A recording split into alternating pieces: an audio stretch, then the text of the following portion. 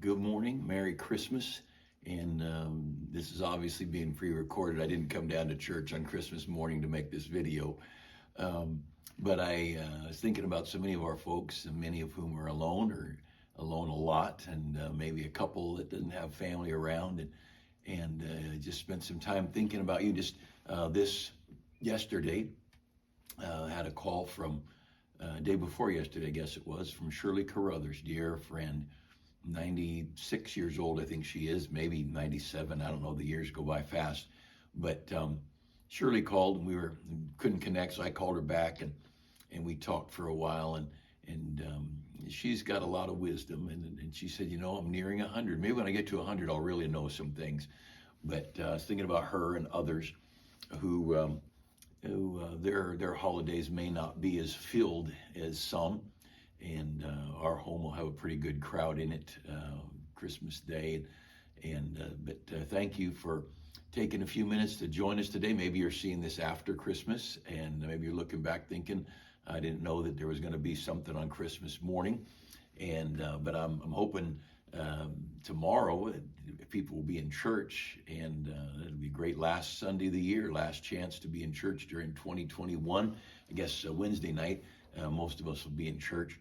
But I was thinking about Christmas, and I'm going to get back to Shirley in a minute. But thinking about things, we just had Veterans Day recently, and I was thinking about things, military things with Christmas. George Washington crossed the Delaware on Christmas night, and it was 2,400 or so frozen troops crossed that river and went in to face a city with German soldiers, Hessians they called them, that were hired by the British to help them in this battle. And it was pretty significant.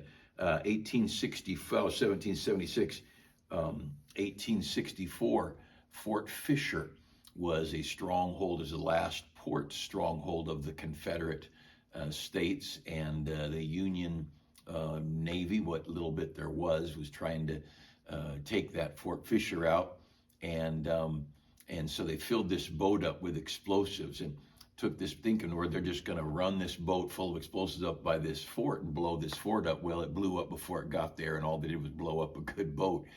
And several other times they tried to take it, and that was all done on Christmas.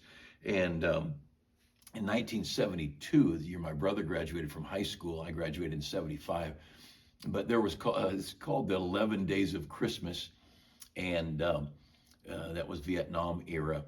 And because of the North Vietnamese walking out of peace talks, as I got the story, and I'm not the great historian here, but what I remember from reading about it was President Nixon ordered this giant bombing mission, and B-52s just bombing all over North Vietnam, and just a real devastating time every day. And then it got to Christmas, and I want to say there was an 18-hour, but it could have been a little longer, could have been 24-hour, but there was a Christmas lull, cease the bombing so both sides could stop and for a moment remember Christmas. And I think it is something what the birth of a baby does and what it has done throughout history. And it's pretty amazing. And just to be very honest, there's all kinds of Christian hymns and Christian stories and things written about Jesus and his birth. But historically, other than just a little bit in one of the writings of Josephus, there's not a lot of secular history.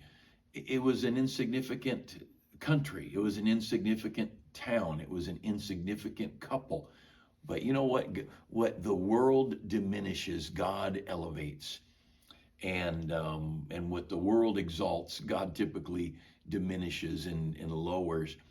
But there's pretty significant things went on. And then in 1896, John Philip Sousa wrote The Stars and Stripes Forever. And he was on a ship crossing back over to America. It was Christmas Day. And he was a very well-known songwriter. And he was on that ship. It was Christmas Day. He wasn't with family. He wasn't home.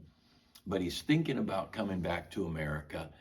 And he just, in a time of just very tender-heartedness, thinking about his country and thinking about his love for the flag and for our nation. And again, this 1896, so this pre-World War I, pre-World War II, but this 100-year-old 1776 to 1896, 120-year-old country, it was dear to people. It was a new experiment, you might say. That's what supposedly a Chinese emperor once said when asked about what he thought of America. He said, "Oh, that experiment. You know, they've been around. They have dynasties that last for thousands of years." But it touched hearts.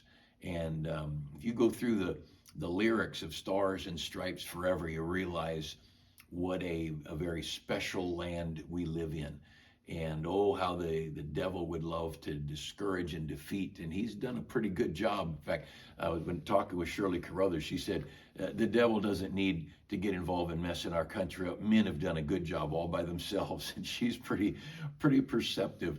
Don't blame the devil for things we did because we're stupid or sinful or greedy or whatever it might be. But in any case, the love for this country, America, for these brief couple of 100 years, has been the one promoting freedom and promoting opportunity, promoting capitalism and promoting liberty and voting and again, because there's humans, we've got, as soon as there's an opportunity for business, someone's trying to cheat and get the other guy's business into his business. And as soon as there's a school, whether it be a martial arts school or a calligraphy school or a farming school, doesn't matter what it is, somebody's trying to get what somebody else has. And the very greed, the very nature of man causes evil to creep in. It doesn't take very long for evil to take over, or at least to be introduced. And it's all that's necessary for evil to triumph is good men to do nothing. And so we sit in this country, wonderful land. So the Stars and Stripes Forever, written on Christmas Day, and it flowed so quickly from Seuss's hand as he rode on that ship, thinking about the country he has, and country that I love dearly. And what our country's become is certainly not my my favorite, but what it stands for, what it has stood for, certainly is. And I just wanted to think for a moment or two with you and look at a couple of scriptures about this thing of who we are and what we are when it comes to love.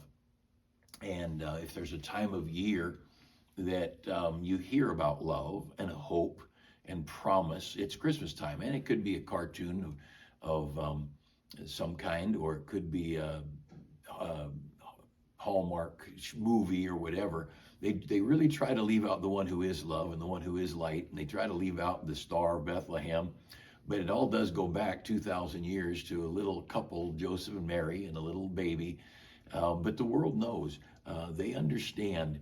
And so during this time of year, when you hear so much about love, I want to take a moment or two and just talk a little bit about it. And going back to my conversation with Shirley, she and I have a friend that we both love, and who has had some difficulties. We'll just leave it at that.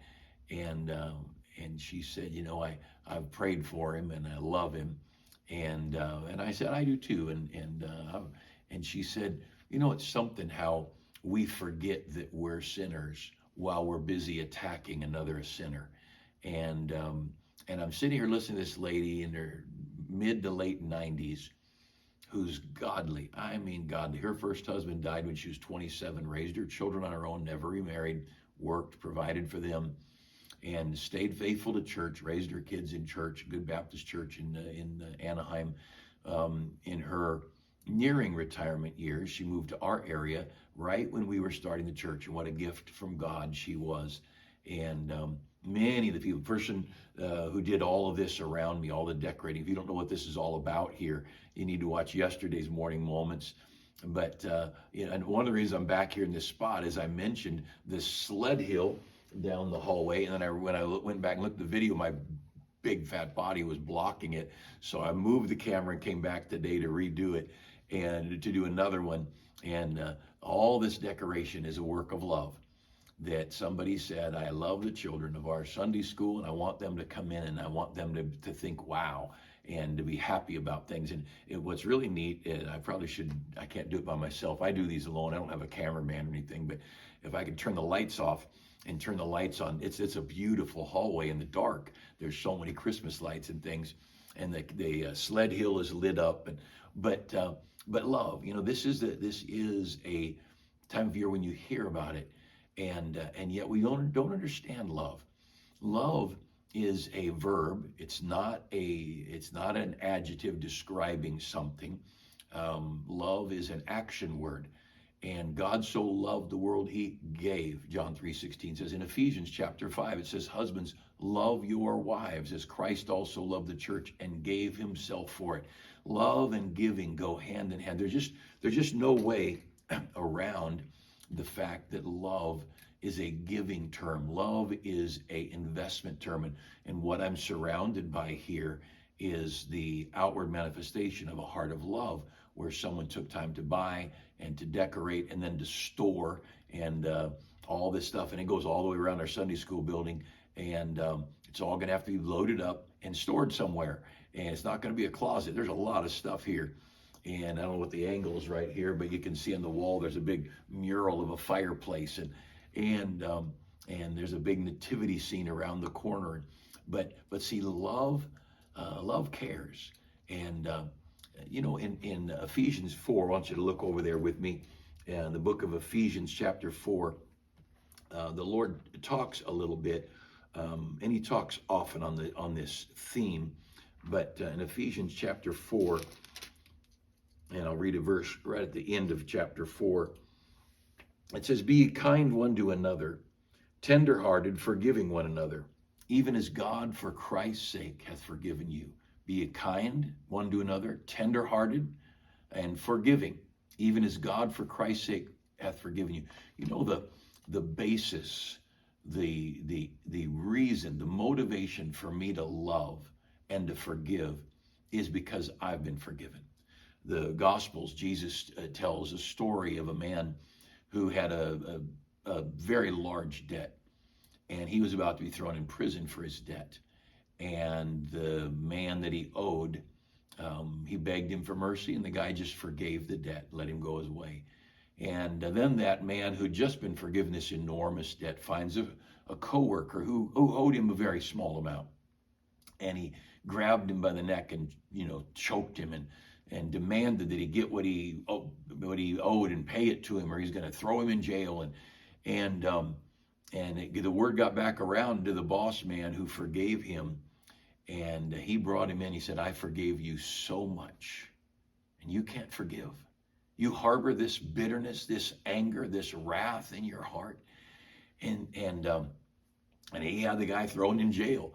Now, you think about Christmas, and you think about Calvary, because you can't get the manger without the cross, and you can't get the manger and the cross without the empty tomb. Those three pretty key geographic locations, Bethlehem and Jerusalem. But philosophically, God so loved the world he gave. But Christ gave his life. Jesus said, I have the power to lay my life down, and I have the power to raise it up again. That's love. Love is sacrificial. Love is a verb. Love is an action word. And love is saying, though you offended me, this is God speaking, though you offended my holiness, and though you violated my laws, and you knew you were violating my laws, you knew those things, I'll forgive you because my son died in your place. And that Christ would die for sinners. Christ didn't die for good people. Jesus said, I came not to call the righteous, but sinners to repentance. And this whole thing of love, don't say you love, not while you harbor vengeance in your heart, not while you harbor a vindictive and evil and slanderous and a spirit of anger. No, that's not love. There's no love in that. Love is an action. Love demands something happen. And that's what the manger was. God said he loved mankind. And it's almost like the devil could say, well, if you love mankind, doesn't look like you love them, you let them get all messed up like this. And by the way, we've not gotten any better into the last 2,000 years. And God said, I'll show you how much I love them. I'll die for them. And that's love. And when we start considering love, it's this absolute giving. And that's where I think it's appropriate that we talk about giving. And we give gifts because we love people. Young couple getting engaged this week. We had 2 of our couples get engaged in the last 10 days or so. And they give a ring. And it doesn't matter how much money a person has buying a ring. What matters is they're investing what they can, what they have, and depending on their jobs and all that stuff. But the issue is, I'm buying this thing, and I'm not giving you a cheap dime store ring. I'm giving you something real gold that's going to last. I mean, on my finger right now is the same ring my wife put on it over 40 years ago. And this diamond is a hardened stone, and unless the prongs get bent up on your sweater and we lose the diamond, that diamond's going to last. And it's a symbol of my love.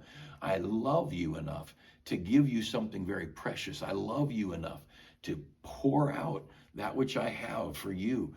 And that's what Christmas is. If we want to use the word, and I know it's not the right time of year, there's a whole lot of fallacies surrounding Christmas, but as a people, we take this time of year to remember what Jesus did. And what he did is he poured out the very best. The very best God had with his son, the very best Jesus had was his own blood. And he came to earth, and he left the praise of heaven for the jeering mobs. He left the comfort of heaven for the discomfort and the weariness of earth. He left a place of beauty and holiness to live in a place destitute and perverse. And he walked 33 years so that he could say to you and me, I know how you feel. And I understand what betrayal is like. And I understand what abuse is like. And I understand what people taking advantage of me is like, and what you feel being taken advantage of. And I want you to understand something. I forgive them. I forgive them. That is love. And until we gain that love that moves us to action, we don't know anything of the love of Christ. And that's why Paul writes to lay aside all malice and all wrath and all bitterness. Those aren't godly things. And this old world around us, it'll cultivate anger and wrath. All the riots we saw, all the selfish, all the bitter, the world cultivates. Why? Because this world belongs to the devil. And he stirs up vengeance, and he stirs up wrath, and he stirs up anger. But, oh, child of God, give your heart to Christ and let him love through you. And that love will then cause you to give. That love will cause you to do the unusual. And that love will cause you to, why my son and his wife and his baby to be born any day now? Why are they willing to pack up and leave a country they love to go to Trinidad as missionaries? Love. And it's a love that moves them to do something different. And what a privilege that God so loved the world. And then he says to you and to me, once you get saved, would you love this world for me? Would you go out into this whole world and love them? That I might love them through you. And would you go out into this world and love this world with your time and your talents and your treasure? Would you love this world? And let me, God says, let me love this world through you. And would you love this world with the love that I give you from heaven? And you receive this love, and you go out and give this love to others. Would you give this forgiveness to others? Oh, the stories, and so many of them through Gates of Splendor, a story of Jim Elliot and his wife and their dear friends who went down into Central America to work with the Auca Indians, and they finally worked their way in, and several of the men landed an airplane, and the families were waiting to hear how it went, and they were instantly all killed. And what a tragic story of sacrifice, because love moved them. You know, someone says, well, you know, it's hard to love. I've been hurt. Oh, I don't doubt there's a lot of hurt, but could I tell you something? There's people hurt a lot more than you and a lot more than me who've learned to love through their hurt. And Mrs. Elliot and her sister-in-law and the others that were left behind worked their way in to reach that tribe, and that entire tribal area was converted. And I got to see the video of the Bible college graduates, of the people who were receiving their Bible degrees to be pastors. And they went from killing Jim Elliot to being ordained ministers of the gospel. That's love. That those ladies would go and they'd move their families in and live among the very people who murdered their husbands. The story of Richard Warmbrand, and there's many today, but Richard Warmbrand back in the 50s and 60s, a man from Romania, just a pastor who had a heart for God, and because of his preaching, he was imprisoned over and over, and his church members imprisoned, in the filthy and ugly and despicable things that were done. And one of my favorite stories is, because it's not some of them are just almost lewd, the wicked things the communists would do to these dear people. And God knows. God knows the evil and the immoral and the perverse. But one story is Richard Warmbrand's in a cell and it's freezing cold. There's no heat, and he's got this coat, and he looked down at the end of the hallway there, and there was a guard standing over them, and he was shivering, and he basically had no clothing. Often they were literally naked, men and women, and it was a shameful, embarrassing time. And the communists did things just to humiliate and just to discourage. And the Holy Spirit said to Richard Warmbrand, "Give your coat to that guy." And Richard Warmbrand, telling the story, said, "I will not."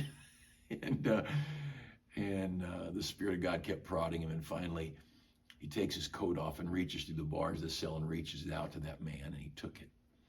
And you talk about wonderful stories. You could get the book; it's everywhere, called "Tortured for Christ," Richard Warmbrand, and then to read his wife's story on the pastor's wife and the role of a preacher's wife, and what these two went through with jail and abuse and humiliation. Because of the love of God, they forgave and they continued to reach these people with the gospel of Christ. And I want to encourage you, this time of year when the TV talks of love, and they have no clue about what love is, but you do. You know Calvary, and you know the manger, and you know that God so loved the world, he gave his only begotten Son. And it's our chance to say to this world, "I love you. I love you." And I'll prove it by my behavior. I'll prove it by my forgiveness of you. I'll prove it by teaching Sunday school. I'll prove it by working a bus route or going to the convalescent home or going to the jail and preaching. Love, it's a verb. And let's love this poor, sin-sick world. Have a great Christmas day, or whatever day it is you're catching this, and let's pray God blesses us richly this next year.